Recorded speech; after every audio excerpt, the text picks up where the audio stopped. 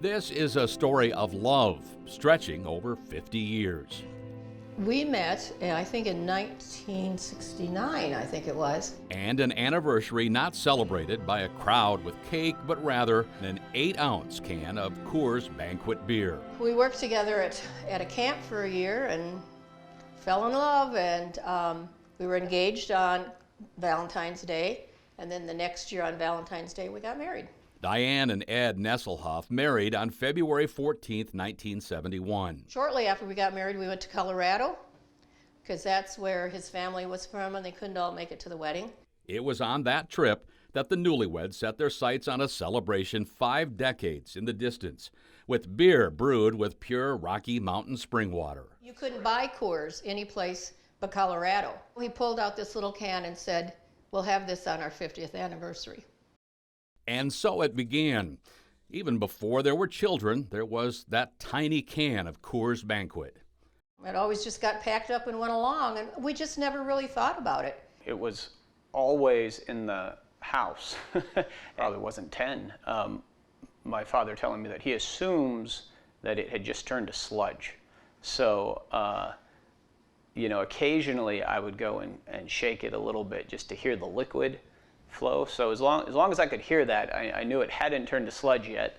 As an ordained Lutheran pastor, Ed's commitment took the family and the can cross-country. It went from Wisconsin to Minneapolis to British Columbia to Rapid City to Chamberlain to Maryland and back to Vermilion. That's where Ed served as campus pastor at the University of South Dakota, and where the countdown to 50 faced its toughest test.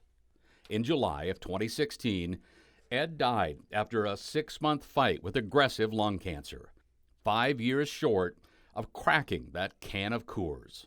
The last few weeks of his life, it was clear that he wasn't going to make it to another anniversary. And we talked about a lot of things, but I did tell him that on the 50th I'd split the beer with Mom. And so it was a way to recognize and honor that commitment that they had to each other. And so the countdown continued, the anticipation growing with each month that passed. I don't get terribly excited over a lot anymore, but I was very excited to open up this beer. I think I clarified with Mom, it's okay that I open this, right? It was more than okay. And so on February 14th, 2021. We knew it was time to drink the beer, and how would we do this? And then the day of, we sat down, we talked a while about Dad, about Ed, and about our marriage and the kids, and what had happened over 50 years. And then we got out the Coors, and if you never hear from us again, it's because we have botulism. This video serves with cell phone camera at the ready. Okay, so for comparison's sake, I have a new can of Coors. It was finally time to make good on that promise made a half-century ago. Ooh, look at that. Here's to you, Ed. You got to drink it all. I thought it was very tasty. I was very surprised. I thought it would be full of crap, and it wasn't. It tastes sweet. It was really good. Just like author Anthony Hicks once said, youthful pleasures Kind of good. last until old age, and then they become old treasures.